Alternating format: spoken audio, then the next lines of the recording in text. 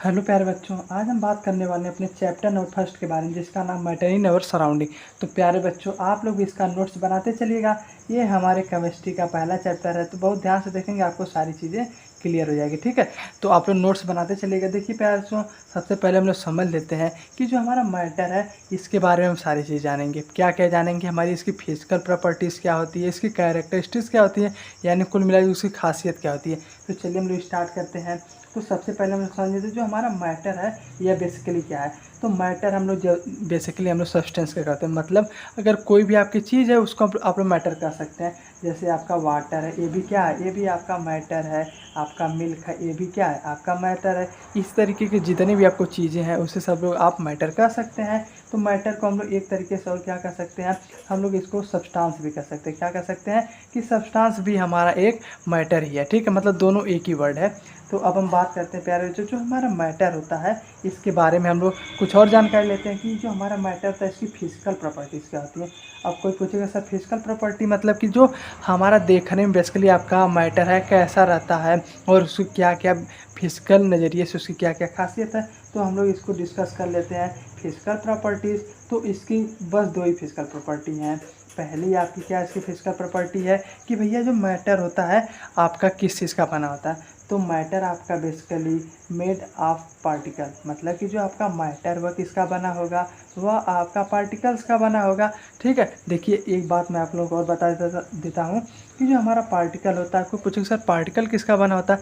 Particle आपका basically तीन चीज़ों का बना होता है। किसका किसका, सबसे पहले आपका बना होता है इलेक्ट्रॉन्स का।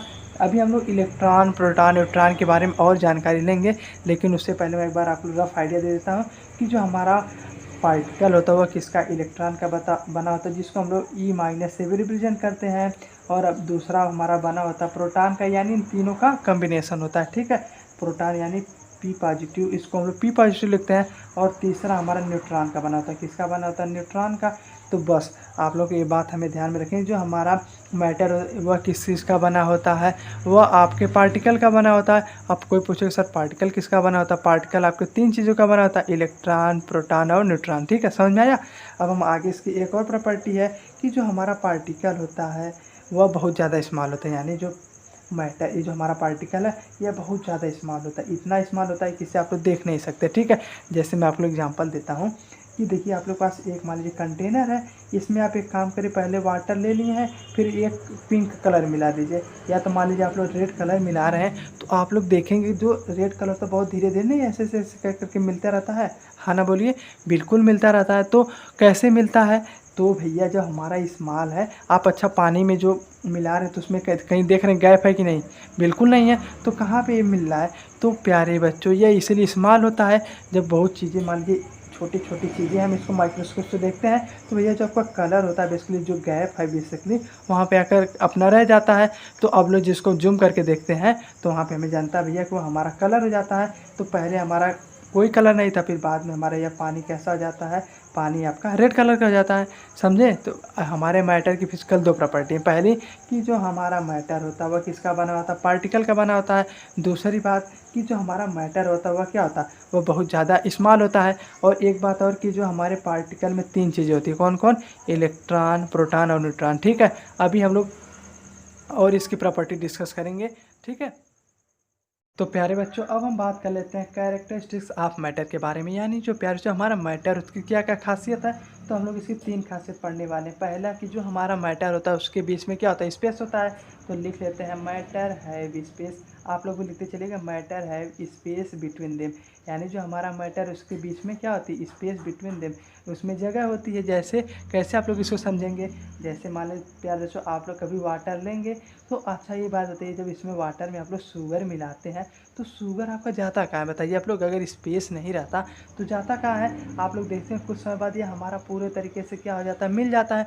तो कुल मिला जुला कर जो हमारा मैटर होता है उसके बीच में जगह होती है। तो जो हमारा शुगर पार्टिकल होता है उस जगह पे जाके गैप में अपना एडजस्ट हो जाता है। या तो इसको आप लोग और सिंपल एग्जांपल के थ्रू समझ सकते हैं कि मान लेते हैं एक हमने कंटेनर लिया, आप एक काम करिए वाटर में आपने कोई कलर मिलाइए, क्या करिए कोई कलर मिलाइए। जब आप कलर धीरे धीरे मिलाएंगे तो देखेंगे सबसे पहले इधर से इधर छोटे छोटे पार्ट में इधर हमारा कलर मिलता है कि नहीं, बिल्कुल मिलता है। यानी जो जगह रहती है, आप जब लोग इसको माइक्रोस्कोपिक लेवल पर देखेंगे तो धीरे धीरे मिलता रहता है, उससे आप लोग महसूस होगा, ठीक है। तो यहाँ पे हमारा क्या होता है, मैटर धीरे धीरे मिलता है। तो इससे हम लोग कह सकते हैं कि जो हमारा मैटर होता है, पहले इसकी क्या खासियत होती है कि उसके बीच में क्या होता है, जगह होता है। दूसरी बात हम लोग इसका एक और प्रॉपर्टी होती है कि जो मैटर हमारा होता है इसमें फोर्स ऑफ अट्रैक्शन होता है। यानी कि लिख लेते हैं पहले कि मैटर है क्या, पहले तो मैटर है फोर्स ऑफ अट्रैक्शन, यानी जो अगर हमारा मैटर है उसके बीच में हमेशा फोर्स होगा, फोर्स ऑफ अट्रैक्शन। यानी जो हमारे मैटर हैं वह एक दूसरे को क्या करेंगे, बाइंड किए रहेंगे। अब इसको कैसे समझेंगे, देखिए इसको समझना बहुत आसान है। एक काम आप लोग करिए, आप लोग जब स्कूल में जो चाक रहता है उसमें देखते हैं वो पाउडर का बना रहता है, किसका बना रहता है, पाउडर का बना रहता है।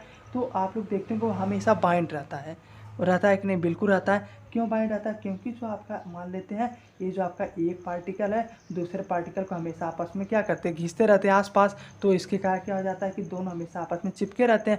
अगर ऐसा काम नहीं होता तो आपके पार्टिकल क्या होते हैं, आपके पार्टिकल भैया दूर दूर रहते हैं, जो कि क्या हो जाता, जो कि बात गलत हो जाती, ठीक है। समझ गए कि इनके बीच में क्या होता है, फोर्स ऑफ अट्रैक्शन तो बहुत स्ट्रांग होता है, ठीक है। और हम लोग इसकी तीसरी बात कर लेते हैं कि जो हमारा मैटर होता है वो हमेशा मूविंग होता है। क्या होता है प्यारे बच्चों, आपका जो मैटर, तो प्यारे बच्चों इसको हम लिख के समझ लेते हैं कि मैटर है मूविंग टेंडेंसी। यानी प्यारे बच्चों अगर आपका कोई मैटर है तो वह आपका हमेशा क्या करेगा, मूविंग उसकी टेंडेंसी रहेगी, यानी हमेशा मूव करेगा। जैसे कि देखिए इसको मूविंग टेंडेंसी को हम लोग एक और एग्जांपल के थ्रू समझ सकते हैं, जिसको हम लोग अभी डिस्कस करेंगे। तो लेकिन पहले के एग्जांपल के थ्रू समझ लीजिए। नहीं जैसे हमने देखा था कि जो हमारा जो कलर हम लोग वाटर में डालते हैं तो आप लोग देखेंगे कि थोड़ा सा स्कैटर होता है कि नहीं, बिल्कुल होता है। तो उसी को हम लोग क्या कहते हैं, उसी को हम लोग का समझ सकते हैं कि भैया जो हमारा मैटर है इसलिए हमेशा मूव कर रहा है। तभी ना आपका यहाँ से रेड कलर था, आप लोग सबसे टॉप पर डालते हैं, मान लीजिए यहाँ पर आप लोग रेड कलर डाल रहे हैं तो पूरा क्यों मिल जा रहा है, क्योंकि आपका मैटर क्या है, मूव कर रहा है, तभी ना ऐसा हो सकता है। हाँ ना बोलिए, बिल्कुल। तो कुल मिला जुला कर एक बार मैं फिर से आप लोग समराइज़ कर देता हूँ कि जो हमारा कैरेक्टरिस्टिक्स ऑफ मैटर है वो इसकी तीन तरीके के। जैसे पहला क्या है कि मैटर है स्पेस बिटवीन देम, यानी जो आपका मैटर है उसके बीच में क्या है, आपकी स्पेस है। दूसरी बात कि मैटर है फोर्स ऑफ अट्रैक्शन, यानी जो आपका मैटर है उसके बीच में क्या है, फोर्स ऑफ अट्रैक्शन, यानी वह एक दूसरे को आपस में अट्रैक्ट करते हैं, ठीक है। और लास्ट बात कि मैटर है टेंडेंसी टू मूव, यानी जो मैटर है वह हमेशा इधर उधर मूव करते रहते हैं। इसमें हम लोग एक बात और पढ़ते हैं ब्राउनियन मोशन के बारे में, जिसको अब आगे हम फर्दर डिस्कस करेंगे। लेकिन आपको कैरेक्टरिस्टिक क्लियर हो गई कि नहीं, अगर क्लियर हो गई तो बताइए आप लोग। तो प्यारे बच्चों अब हम बात करते हैं अपने ब्राउनियन मोशन के बारे में। तो प्यारे बच्चों सबसे पहले हम लोग इसकी डिफिनेशन लिख लेते हैं। इसकी डिफिनेशन होती है जिग जैग या रैंडम मोशन, अगर कोई पार्टिकल कर रहा है तो उसे हम लोग क्या कहेंगे, ब्राउनियन मोशन। यानी बस सिंपल में zig zag movement of particle, क्या प्यारे बच्चों, zig zag movement of particle को हम लोग क्या कहते हैं, ब्राउनियन मोशन कहते हैं। जैसे कि प्यारे बच्चों अगर मान लीजिए कोई आपका पार्टिकल है इधर उधर मान लीजिए ऐसे मूव कर रहा है, फिर इधर जा रहा है, फिर इधर जा रहा है, यानी कोई इसका फिक्स पैटर्न नहीं है, तो उसे हम लोग क्या कहेंगे, ब्राउनियन मोशन कहेंगे। इसका बेस्ट एग्जांपल है कि आप लोग एक काम करिए, अंधेरे कमरे में आप लोग जब लाइट जलाते होंगे, एक बीम ऑफ लाइट टॉर्च ना, तो आप लोग क्या दिख नहीं दिखते होंगे कि छोटा छोटा डस्ट पार्टिकल इधर मूव कर रहा है उधर मूव कर रहा है। इससे हमें क्या पता चलता है कि भैया हमारा जो डस्ट पार्टिकल इधर उधर क्या है, मूव कर रहा है। तो वहीं पर आप लोग देखते होंगे कभी इधर पार्टिकल जा रहा है कभी उधर जा रहा है, तो वही हमारा क्या होता है, वही हमारा ब्राउनियन मोशन होता है। एग्जाम्पल आप लोग लिख सकते हैं कि आप लोग जब टॉर्च लाइट अंधेरे में जलाते हैं तो वहाँ पर क्या दिखता है, आप लोग को ब्राउनियन मोशन दिखता है। देखिए हम लोग इससे समझ लेते हैं भैया इससे हमें क्या फ़ायदा है, यानी प्यारे बच्चों इसका क्या एडवांटेज है कि देखिए इससे तो हमें दो बात क्लियर हो जाती है। पहले की जो हमने पढ़ा था कि भैया हमारे जो मैटर होता है उसमें क्या होते हैं, जो हमारा मैटर होता है आपका बेसिकली टाइनी पार्टिकल से मिलकर बना होता है। तो वहाँ से एक बात तो क्लियर हो गई नहीं कि हमें पार्टिकल दिख रहे हैं जो छोटा छोटा, वो हमारे क्या है, छोटे छोटे हैं। एक बात तो हमें एक क्लियर हो जाएगी कि हमारा ब्राउनियन मोशन ही बता देता है कि जो पार्टिकल हैं क्या हैं, छोटे हैं। दूसरी बात हमें बता देता है कि भैया आपके पार्टिकल हमेशा मूव भी करते हैं। दो बात बता देता है कि नहीं, बताइए बिल्कुल। हाँ वो तो हमें भैया विजुलाइज हो जाता है कि हमारे पार्टिकल भी मूव कर रहे हैं और हमारे पार्टिकल क्या छोटे हैं। तो कुल मिला जुला कर ब्राउनियन मोशन आप लोग समझ में आ गया। चलिए अब हम लोग इसी में एक हमारा टर्म आता है डिफ्यूजन के बारे में। क्या प्यारे बच्चों आता है डिफ्यूजन के बारे में, ये भी हमारा बहुत आसान है। तो प्यारे बच्चों डिफ्यूजन देखिए, इसकी बस एक सिंपल डिफिनेशन होती है कि अगर आप लोग कोई दो चीज़ मिला देंगे तो वही क्या हो जाएगा, वही आपका डिफ्यूजन हो जाएगा। तो आप लोग लिख लीजिए inter mixing of two matter, ठीक है। अगर आप लोग प्यारे बच्चों कोई दो मैटर को मिला रहे हैं तो वह क्या होगा, वह आपका डिफ्यूजन वाला प्रोसेस होगा। देखिए यह हमारा सबसे फास्ट आपका गैस में होता है, तो आप लोग एक तरीके से स्टार बना के लिख लीजिए कि यह वाला प्रोसेस सबसे ज़्यादा कहाँ होता है, गैसेज में होता है। तो इसका बेस्ट एग्जांपल एक काम आप लोग करिए, एक चैम्बर में ले लीजिए भैया गैस कुछ ले लीजिए और दूसरा आप खाली बॉटल ले लीजिए। अच्छा प्यार से जब आप लोग इन दोनों को कांटेक्ट में करेंगे तो यह वाला जो कुछ इसके पार्टिकल जो हमारे खाली वाले डब्बे में नहीं आ जाएंगे, बिल्कुल आ जाएंगे। तो यही वाला प्रोसेस को हम कहते हैं डिफ्यूजन। यानी प्यारे बच्चे डिफ्यूजन मतलब कि भैया दो आपके कभी भी पार्टिकल क्या हो रहे हैं, या पार्टिकल या मैटर आपस में क्या हो रहे हैं, इंटरमिक्स हो रहे हैं, ठीक है। तो एक बात हमने और क्या जानी कि भैया सबसे तेज़ किस में होता है, गैसेज में होता है। और तो स्लो किस में होगा बताइए आप लोग, सबसे स्लो तो भैया आपका सॉलिड में होगा कि नहीं, बिल्कुल होगा। इस बात का हमें थोड़ा ध्यान रखना है। और दूसरी बात प्यारे बच्चों हमें क्या ध्यान रखनी कि जो हमारा डिफ्यूजन था टेम्परेचर पर डिपेंड करता है। यानी प्यारे बच्चों डिपेंड ऑन टेम्परेचर लिख लीजिएगा, डिपेंड ऑन टेम्परेचर। यानी अब अगर आप टेम्परेचर बढ़ाएंगे तो यह भी क्या होगा, बढ़ेगा डिफ्यूजन प्रोसेस, ठीक है। क्या प्यारे बच्चों कि अगर आप लोग टेम्परेचर बढ़ा रहे हैं तो आपका क्या बढ़ेगा, डिफ्यूजन वाला प्रोसेस बढ़ेगा, ठीक है।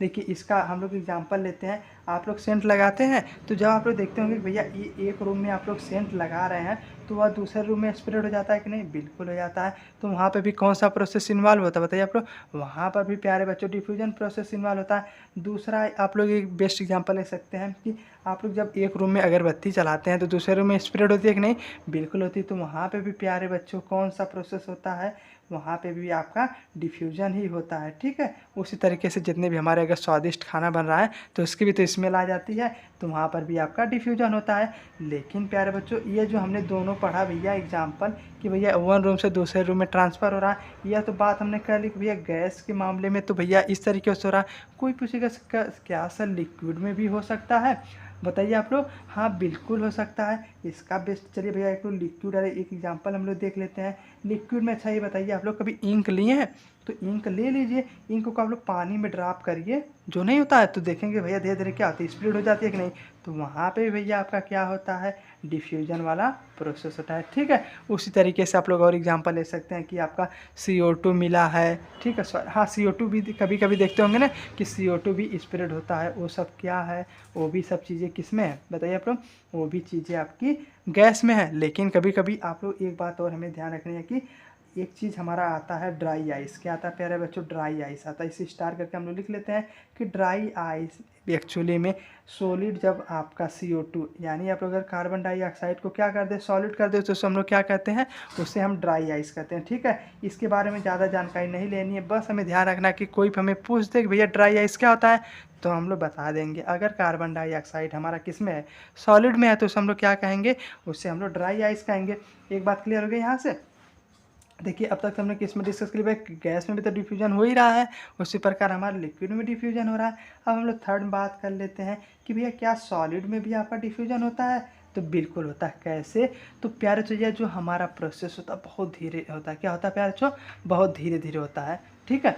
जैसे कि भैया ए से लगने के लिए 5 से 6 साल लग जाते हैं। जैसे प्यारे चो देखिए इसका बेस्ट एग्जांपल है कि आप लोगों ने जब देखा होगा कि मान लीजिए एक आयरन की रॉड रखी है, दूसरी आयरन की रॉड रखी है, अगर इन दोनों को भैया ज्वाइन करके रख दिया जाए, ठीक मतलब थोड़ा सटा के रख दिया जाए, तो आप लोग कुछ समय बाद देखेंगे इसमें अंदर जंग लग जाएगा, तो जंग के थ्रू ये लोग क्या आपस में कंबाइन हो जाती है। तो यहाँ बहुत धीरे प्रोसेस, इससे कई सालों लग सकते हैं, ठीक है। उसी प्रकार आप लोग कहीं मेटल ब्लॉक आपस में ज्वाइन हो जाते हैं, या तो प्यारे बच्चों अगर आप लोग देखेंगे कि भैया आप लोग ने सबसे बढ़िया एग्जांपल, आप लोग ब्लैक बोर्ड पे कुछ लिख दीजिए और उसे 10 से 15 दिन कहते हैं छोड़ दीजिए, तो वहाँ पे देखेंगे भैया कि उसे मिटाना बहुत डिफिकल्ट हो जाता है। तो वहाँ पे भी तो भैया डिफ्यूजन हुआ, यानी जो आपके चाक के पार्टिकल यानी जो आपके चाल के पार्टिकल हैं वह बेसिकली क्या हो रहे हैं, वह आपके ब्लैक बोर्ड में इंटर कर जा रहे हैं छोटे छोटे पार्टिकल। तो कुल मिला जुला कर हमने क्या देखा कि आपका जो डिफ्यूजन प्रोसेस है किस में होता है, सब में होता है। सॉलिड से सॉलिड में हो सकता है, लिक्विड से लिक्विड में हो सकता है, गैस से गैस में हो सकता है, समझे। तो देखिए एक बार मैं फिर से सारी चीज़ें समराइज़ कर देता हूँ। हमने क्या क्या चीज़ें पढ़ा, हमने पढ़ा ब्राउनियन मोशन के बारे में। ब्राउनियन मोशन क्या होता है, कोई भी पार्टिकल अगर आपका जिग जैग या रैंडम मोशन कर रहा है उसे हम लोग क्या कहते हैं, उससे हम लोग ब्राउनियन मोशन कहते हैं। इसका एग्जांपल भैया आप लोग अंधेरे रूम में में टार्च जलाते हैं तो वह क्या हो जाता है, आपका ब्राउनियन मोशन बिल्कुल शो कर देता है। इससे हमें क्या फ़ायदा हुआ, पहला फ़ायदा हुआ तो हमने ये जान लिए कि भैया जो हमारे मैटर होते हैं छोटे छोटे पार्टिकल से मिलकर बने होते हैं। दूसरी बात हमने ये भी जान लिया कि वो दोनों जो पार्टिकल होते हैं वह क्या करते हैं, आपके पार्टिकल बेसिकली मूव भी करते रहते हैं। ठीक है, जैसे हमने दिखाता है। अब हम बात की दूसरी बात में डिफ्यूजन के बारे में। तो डिफ्यूजन में पढ़ा था कि भैया बस अगर हमारे दो पार्टिकल आपस में मिल रहे हैं तो उसे हम लोग क्या कहते हैं, उससे हम लोग डिफ्यूजन प्रोसेस करते हैं।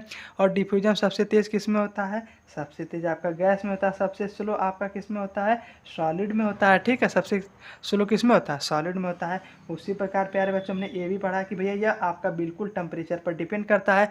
अगर आप लोग टेम्परेचर इंक्रीज़ कर रहे हैं तो आपका डिफ्यूजन भी भैया बहुत तेज़ होगा। ठीक है, और हमने क्या प्यारे बच्चों देखा कि आपका जो डिफ्यूजन है आपका गैस में भी होगा, लिक्विड में भी होगा और सॉलिड में भी होगा। ठीक, इसको भी हमने कुछ एग्जांपल देखे, तो बस आप लोग एग्जांपल मेमोराइज किए रहिएगा, आपको सारी चीज़ें क्लियर हो जाएंगी। ठीक है प्यारे बच्चों, आज हम बात कर लेते हैं अपने टेम्परेचर के बारे में। तो प्यारे बच्चों, जिस तरह अगर हमें कोई एक पेन दे दिया और पूछ दिया भैया इसकी लंबाई कितनी, तो आप लोग कितना बताते हैं कि भैया 1 मीटर है, 2 मीटर है, 3 मीटर है। उसी प्रकार प्यारे बच्चों अगर मान लीजिए कोई आपको आइस का टुकड़ा दे दिया और पूछ दिया भैया ये कितना टेम्परेचर है, तो प्यारे बच्चों टेम्परेचर हम लोग बेसिकली क्या बताते भैया, उसका उसका स्टैंडर्ड क्या है। ठीक है, मतलब भैया कि गर्म है कि ठंडा है कि कूल है। तो प्यारे जो कुल मिला जुला का टेम्परेचर से आप लोग उसकी क्या बताते हैं, उसका बेसिकली बताते हैं। एक देखिए आप लोग हम लोग साइंटिस्ट टर्म ले रहे हैं, उससे प्यारे बच्चों आप लोग उसका बॉयलिंग टर्म बताते हैं कि भैया उसका बॉयलिंग पॉइंट क्या, मतलब प्यारे बच्चों जो आपका लिक्विड है या गैस है कब बॉयल होगा। दूसरी बात आप इसका मेल्टिंग पॉइंट भी बताते हैं, क्या बताते हैं प्यारे बच्चों, मेल्टिंग पॉइंट भी बताते हैं। तो देखेंगे हम इसको वन बाय वन, बस आप लोग ध्यान से देखिएगा। तो कुल मिला जुला कर जो हमारा टेम्परेचर होता है उससे हम लोग क्या बताते हैं, उससे हम प्यारे बच्चों कुल मिला जुला कर उसका बॉइलिंग पॉइंट या मेल्टिंग पॉइंट बताते हैं। ठीक है, लेकिन प्यारे बच्चों कोई बच्चा पूछ देगा सर जैसे हम लोग कोई लकड़ी हमें दे दिया तो हम नापते हैं 1 मीटर, उसी प्रकार हमारे प्यारे बच्चों टेम्परेचर का स्केल हम लोग बेसिकली केल्विन में मानते हैं। टेम्परेचर का स्केल क्या होता है, आपका केल्विन होता है, और क्या होता है आपका सेल्सियस होता है प्यारे बच्चों, और क्या होता है प्यारे बच्चों आपका इसका फारेनहाइट भी होता है। तो कुल मिला जुला कर बस हमें दो चीज़ें डिस्कस करनी है, पहले हमें केल्विन के बारे में डिस्कस करना है, दूसरा प्यारे बच्चों हमें देखना है कि जो हमारा सेल्सियस होता है उसके बारे में डिस्कस करना है। तो बस देखिए हम लोग पहले समझ लेते हैं कि जो हमारा केल्विन और सेल्सियस में रिलेशन क्या है। तो बहुत आसान है। तो प्यारे बच्चों अगर हमें 0 डिग्री सेल्सियस दे दिया है वह हमारा कितने के इक्वल होता है, 273 केल्विन के इक्वल होता है। ठीक है, समझ में आया। जैसे कोई पूछ दे भैया 1 मीटर कितने सेंटीमीटर के इक्वल है, तो हम लोग क्या लिखते हैं 100 सेंटीमीटर के इक्वल है कि नहीं, बिल्कुल है। उसी प्रकार प्यारे बच्चों हमारा 0 डिग्री सेल्सियस 273 डिग्री के इक्वल है हाँ ना बोलिए, बिल्कुल है। यही हमारा स्टैंडर्ड होता है। ठीक है, इसी से हम लोग करके चलते हैं। उसी प्रकार प्यारे बच्चों आपसे कोई पूछ दे आपका 35 डिग्री सेल्सियस कितना केल्विन के इक्वल होगा, तो आप लोग क्या लिखेंगे, बस प्यारे बच्चों हम लोग 273 में 35 ऐड कर देंगे तो हमारा कितना आएगा आंसर, वही हमारा क्या हो जाएगा, वही हमारा इतना ही केल्विन आपका आंसर आ जाएगा। कुल मिला जुला कर आपको कभी भी अगर सेल्सियस में कन्वर्ट करना है तो हम लोग क्या करेंगे प्यारे बच्चों, हम लोग 273 ऐड कर देंगे। ठीक है, वही अगर हमें उल्टा करना है कि भैया आपको केल्विन से सेल्सियस में करना है तो माइनस कर देंगे। आसान है कि नहीं, बिल्कुल आसान है। हम लोग देखिए कई इसके एग्जाम्पल चलिए कर लेते हैं। चलिए पहला एग्जाम्पल आप लोग बताइए कि आपका 25 डिग्री सेल्सियस कितने केल्विन के इक्वल है, करके बताइए। बहुत आसान है, बस प्यारे बच्चों हम लोग 273 में 25 ऐड कर देंगे तो कितना केल्विन आएगा बताइए आप लोग। हाँ, यह आपका 298 केल्विन आएगा। तो यही हमारा क्या हो गया, यही प्यारे बच्चों हमारा आंसर हो गया। इसी तरीके से हम लोग क्या बता देंगे, और हम एग्जाम्पल जैसे मान लीजिए अब 98 डिग्री सेल्सियस आपको करना तो क्या करेंगे, बस 273 हम लोग क्या ऐड कर देंगे, 98 डिग्री सेल्सियस ऐड कर देंगे। तो सॉरी यहाँ पर हमारा कितना आ जाएगा, वही हमारा केल्विन में आ जाएगा। तो कुल मिला जुला कर इसे तो भैया हम एक फ़ायदा समझ गए, कन्वर्ट करना आप लोग सीख गए ना। इसी तरीके से आप लोग दो एग्जांपल आप लोग करके बताइए कितना आ रहा है। चलिए 100 डिग्री सेल्सियस और आप लोग एक काम करिए 192 डिग्री सेल्सियस को कन्वर्ट करके केल्विन बताइएगा, या आपका होमवर्क तो करके बताइएगा प्यारे बच्चों। अब हम लोग प्यारे बच्चों कुछ और इसके टर्म बात कर लेते हैं। जो हमारा बॉइलिंग पॉइंट होता है, मेल्टिंग पॉइंट क्या होता है, तो बॉइलिंग पॉइंट को हम लोग बीपी लिखते हैं। क्या लिखते हैं प्यारे बच्चों, बीपी लिखते हैं। तो बीपी मतलब कि आपका कोई भी आपका लिक्विड कब बॉयल हो रहा है, यानी जब भी कोई चीज़ आपका बॉयल हो जाता है, जिस टेम्परेचर पर बॉयल एट विच टेम्परेचर, तो उसे हम लोग क्या कहते हैं, उससे प्यारे बच्चों हम लोग बॉयलिंग कहते हैं, बॉयलिंग पॉइंट कहते हैं। ठीक है, जिस पॉइंट पर आपका बॉयल हो जाए, मान लेते हैं वाटर, आपका वाटर का बॉयलिंग पॉइंट क्या होता है बताइए आप लोग। हाँ, वाटर का बॉयलिंग पॉइंट 100 डिग्री सेल्सियस होता है, तो वही हमारा क्या है, वही प्यारे बच्चों हमारा बॉयलिंग पॉइंट है। और प्यारे बच्चों उसी प्रकार मेल्टिंग पॉइंट क्या होता है बताइए आप लोग, कि जिस पर आपका मेल्ट हो जाए, मेल्ट एट विच टेम्परेचर, जिस टेम्परेचर पर आपका मेल्ट होगा वह प्यारे बच्चों आपका क्या होगा, मेल्टिंग पॉइंट होगा। वाटर का मेल्टिंग पॉइंट कब होगा बताइए आप लोग, आइस आपका कब पिघलता है, 0 डिग्री सेल्सियस पर, तो यही 0 डिग्री सेल्सियस आपका क्या है प्यारे बच्चों, आपका मेल्टिंग पॉइंट है। ठीक है, समझ गए कि नहीं, हाँ ना बोलिए, बिल्कुल समझ गए होंगे। ठीक है, तो प्यारे बच्चों बस हमें टेम्परेचर में हमें दो टर्म हमने क्या क्या पढ़ा, एक बार फिर समराइज़ कर देता हूँ। दो चीज़ें हमने पढ़ी कि भैया जो हमारा टेम्परेचर होता है, इसमें दो चीज़ें हम लोग नापते हैं, कोई भी हमारा सब्सटेंस है उसका boiling point and melting point नापते हैं। दूसरा प्यार से हमने क्या देखा कि भैया हमारा एक स्टैंडर्ड है कि आपका 0 डिग्री सेल्सियस 273 केल्विन की इक्वल होता है, या तो कहीं कहीं हम लोग इसको 273.15 केल्विन भी लिख लेते हैं, लेकिन स्टैंडर्ड हम कितना मानते हैं, 273। ठीक है, यही हमारा अप्रोप्रिएट रहता है। उसी तरीके से हमने कुछ कन्वर्जन भी देखा कि भैया हमने 25 डिग्री सेल्सियस को अपना केल्विन में कन्वर्ट किया। अगर हमें केल्विन से अगर सेल्सियस में करना है तो माइनस करेंगे, अगर प्यारे बच्चों सेल्सियस से केल्विन में करना है क्या करेंगे, प्लस करेंगे। ठीक है, और हमने ये भी देखा हमारी कुल मिला जुलकर 3 स्केल है, पहली आपकी केल्विन स्केल है, दूसरी आपकी सेल्सियस स्केल है, तीसरी आपकी फारेनहाइट स्केल है। ठीक है, उस तीनों से हम लोग टेम्परेचर नापते हैं, लेकिन हमारा स्टैंडर्ड केल्विन और सेल्सियस में रहता है। ठीक है, बात करते हैं लैटेंट हीट के बारे में, तो इसकी सबसे पहले हम डिफिनेशन लिखते हैं कि जो हमारी हीट एनर्जी रिक्वायर होती है, change the state of substance, उसे हम लोग क्या कहते हैं, उसे हम लोग हीट एनर्जी कहते हैं। यानी प्यारे बच्चों अगर कोई भी आपको सब्सटेंस की अगर स्टेट चेंज करनी है, जितनी भी आपको हीट एनर्जी रिक्वायर होगी उसे हम लोग क्या कहेंगे, heat energy, sorry latent heat कहेंगे। तो हम लोग पहले डिफिनेशन लिख लेते हैं कि heat energy required to change the state of substance, change the state of substance. तो प्यारे बच्चों जैसे भी मान लेते हैं आपको कोई एक सॉलिड दे दिया है, उससे आपको क्या करना है, लिक्विड में चेंज करना है, तो उसे जितनी अमाउंट में आपको हीट एनर्जी रिक्वायर होगी उससे हम लोग कहेंगे लैटेंट हीट। चलिए इसको एक एग्जांपल के थ्रू समझते हैं। तो प्यारे बच्चों आपने कभी भी आइस लिया है, आइस को आप लोग क्या काम करना है कि आपका सॉलिड में है, तो इसे जब प्यारे बच्चों आपको लिक्विड में कन्वर्ट करना रहेगा तो क्या करेंगे आप लोग, बेसिकली आप लोग टेम्परेचर बढ़ाएंगे कि नहीं, बिल्कुल बढ़ाएंगे। तो उससे हम लोग क्या कहेंगे कि भैया जितनी एनर्जी आपने ट्रांसफ़र की, भैया आपने आइस से लेके लिक्विड में कन्वर्ट करने के लिए, वही क्या होगी आपकी लैटेंट हीट रहेगी। जैसे आप लोग कभी भी हाथ में अगर आप लोग आइस रखते हैं तो वह गल के क्या हो जाता है, पानी हो जाता है। तो आप लोगों के शरीर में जो हीट रहती है, हम लोग जानते हैं हमारे शरीर का टेम्परेचर कितना होता है, 37 डिग्री सेल्सियस रहता है। तो उससे प्यारे जो हमारा हीट एनर्जी ले लेता है आइस, और क्या हो जाता है, अपना लिक्विड में हो जाता है। तो स्टेट चेंज हुआ कि नहीं, बिल्कुल हुआ। तो वही प्यारे बच्चों जब आइस से हमारा लिक्विड चेंज हो रहा है तो जितनी एनर्जी रिक्वायर होगी उसे को हम लोग क्या कहेंगे, लैटेंट हीट कहेंगे। एक एग्जांपल समझ में आया कि नहीं भैया, बस आइस का पिघलना। ठीक है, और प्यारे बच्चों यह हमारी बेसिकली दो तरीके की होती है। एक तो पहली हम लोग डिस्कस कर लेते हैं लैटेंट हीट ऑफ फ्यूजन। क्या होती है प्यारे बच्चों, लैटेंट हीट ऑफ फ्यूजन। तो प्यारे बच्चों जैसा कि हम लोग जानते हैं फ्यूजन मतलब क्या होता है आप लोग, फ्यूजन मतलब टूटना। अगर जो हमारी एनर्जी रिक्वायर हुई किसी चीज़ को तोड़ने के लिए उसे हम लोग क्या कहेंगे, उससे हम लोग लैटेंट हीट ऑफ फ्यूजन कहेंगे। इसका एग्जांपल हम लोग वही लिख लेते हैं, मेल्टिंग ऑफ आइस। अगर प्यारे बच्चों कहीं पर आपकी आइस मेल्ट हो रही है उसे हम लोग क्या कहेंगे, लैटेंट हीट ऑफ फ्यूजन कहेंगे। ठीक है, मेल्टिंग ऑफ आइस लिख लीजिए आप लोग। और इसका एक दूसरा टाइप होता है लैटेंट हीट ऑफ वेपराइजेशन। क्या होता है प्यारे बच्चों, लैटेंट हीट ऑफ वेपराइजेशन। तो प्यारे जैसा इसमें देख ही रहा भैया, कोई भी चीज़ अगर हमारी वेपराइज होगी तो हम लोग उसे क्या कहेंगे, लैटेंट हीट ऑफ वेपराइजेशन कहेंगे। चलिए हम लोग इसका एग्जांपल देखते हैं कि जैसे प्यारे जो आप लोग देखते होंगे कि आप लोग कभी भी जैसे मान लो कोई चीज़ आपका गर्म हो रहा है वाटर, तो देखते होंगे कि प्यारे जो आपका हाथ उस पर रखते हैं तो नहीं देखते बहुत ज़्यादा जलता है, हाँ ना बोलिए, बिल्कुल जलता है। तो वहाँ पर हमारी क्या होता है, वहाँ पर प्यारे बच्चों आपका लैटेंट हीट ऑफ वेपराइजेशन होता है। कैसे भी हम लोग उसको बताते हैं, बस इसका एग्जांपल हम लोग क्या लिख सकते हैं बताइए आप लोग। हाँ, आपका वाटर जब आपका स्टीम में बदल जाए, यानी प्यारे बच्चों आपका वाटर भाप में बदल जाए, वाटर किस में बदल जाए बताइए आप लोग, वाटर आपका स्टीम में बदल जाए, तो वहाँ पर क्या होगा, लैटेंट हीट ऑफ वेपराइजेशन होगा। समझ में आया।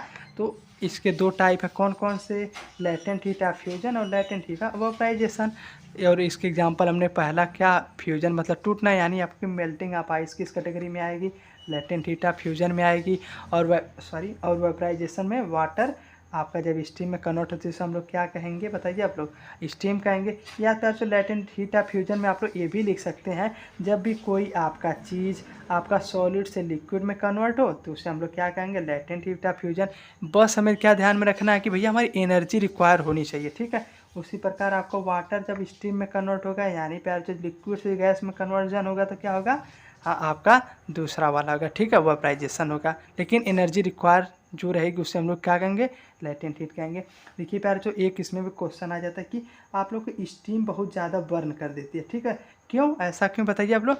क्योंकि प्यारे बच्चों जो आपका जो वाटर तो होता है, वाटर का कितना टेम्परेचर होता है, 100 डिग्री सेल्सियस होता है।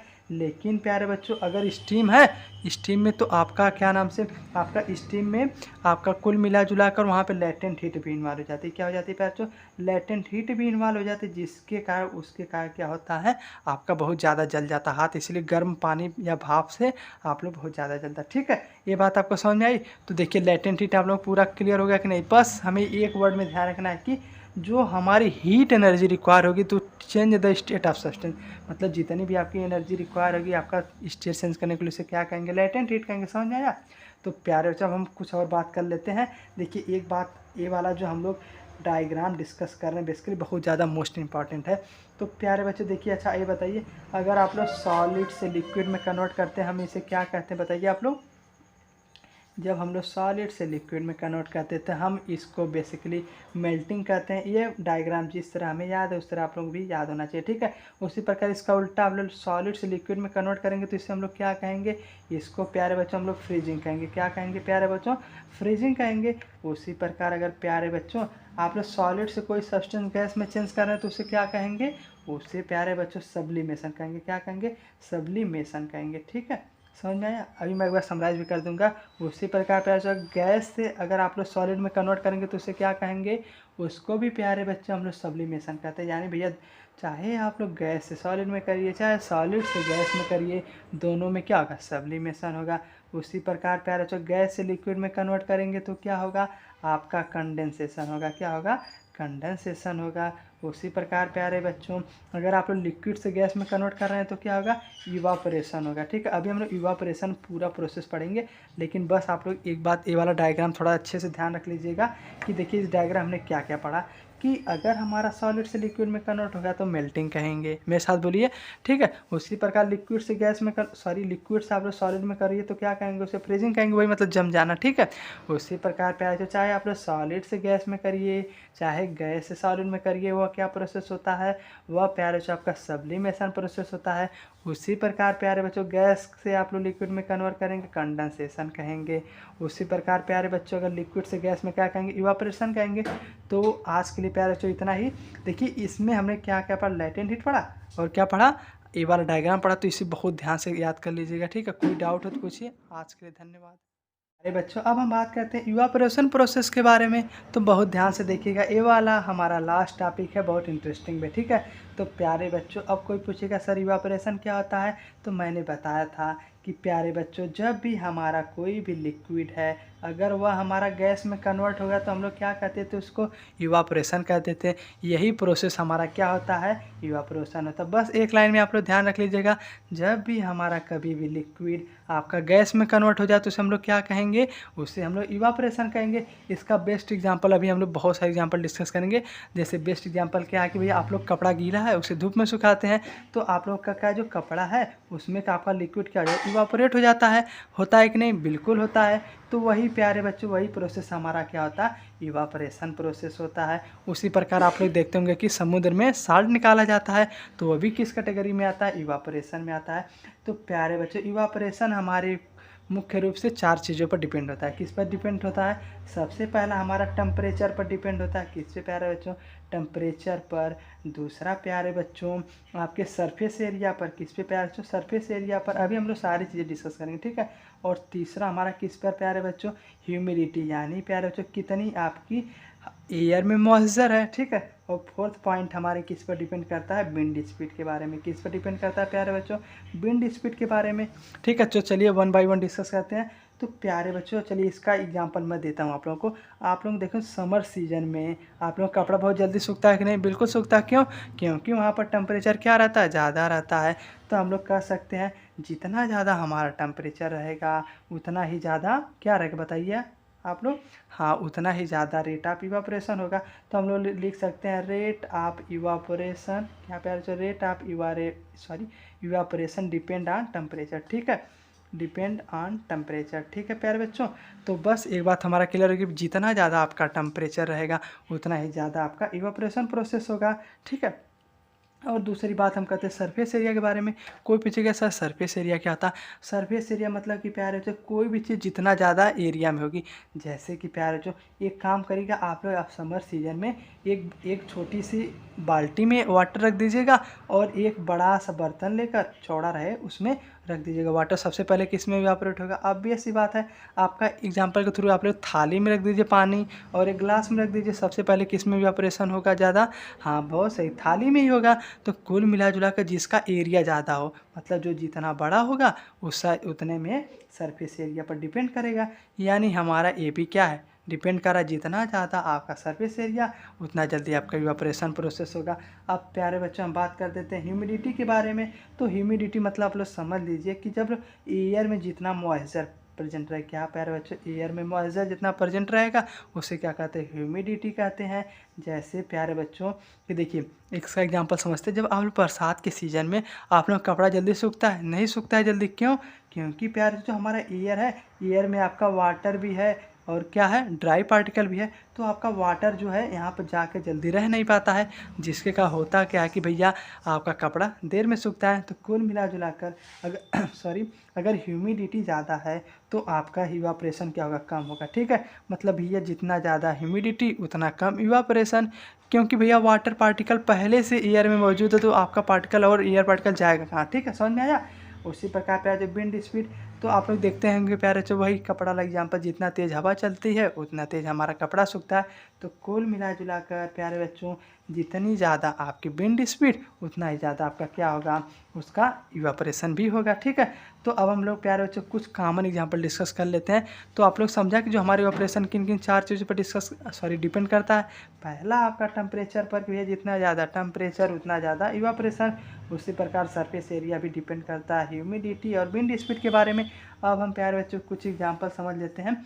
जैसे प्यारे बच्चों आप लोग देखते होंगे जो मटका रहता है, जो मिट्टी का बना होता है, उसमें प्यारे बच्चों बताइए आप लोग पानी क्यों ठंडा रहता है? क्योंकि प्यारे बच्चों आपका जो पानी रहता है वहाँ पे क्या होता है? वहाँ पे इवापोरेशन प्रोसेस होता है। तो समझते हैं कैसे होता है। जैसे प्यारे बच्चों जो यहाँ पर हमारा टेम्परेचर, बाहर टेम्परेचर ज़्यादा है तो यहाँ के जो अंदर वाले पार्टिकल रहते हैं वह उसकी हीट ले लेते हैं, हीट ले लेके ऊपर इवापोरेट होते रहते हैं। तो प्यारे बच्चे जो हमारा इवापोरेट हो रहे हैं तो यहाँ का जो टेम्परेचर क्या होगा? डाउन होगा कि नहीं? बिल्कुल डाउन होगा। तो उसी कारण कुल मिला जुला कर यहाँ पर किसका रोल रहता है? यहाँ पर प्यारे बच्चों लेटेंट हीट का रोल रहता है। कि लेटेंट हीट के कारण क्या हो जाता है प्यारे बच्चों? बताइए आप लोग। हाँ, वहाँ पर आपको ठंडा महसूस होता है। जितना लेटेंट हीट आपका ले लिया तो वहाँ से आपका ठंडा महसूस होता है। तो एक बात और भी लिख सकते हैं प्यारे बच्चों कि जो हमारा इवापोरेशन होता है, एक मिनट, तो जो प्यारे बच्चों हमारे इवापोरेशन होता है इसके क्या क्या होता है? इसके कारण आपको कूलिंग इफेक्ट भी होता है। ठीक है, इससे हमें ध्यान रखना कि इवापोरेशन कारण क्या होता है? कूलिंग इफेक्ट भी होता है। तो एक एग्जांपल में मटका वाला देखा, उसी प्रकार देखते हैं प्यारे जो आपको जब पसीना होता है तो कुछ समय बाद बहुत ठंडा महसूस होता है। क्यों? वही बात कि आपका लेटेंट हीट लेकर आपका क्या होता है? आपका पसीना उड़ जाता है, जिसके कारण क्या होगा? आपको भी कूलिंग इफेक्ट होता है। तो हम लोग देख रहे हैं इवापोरेशन कारण क्या हो रहा है?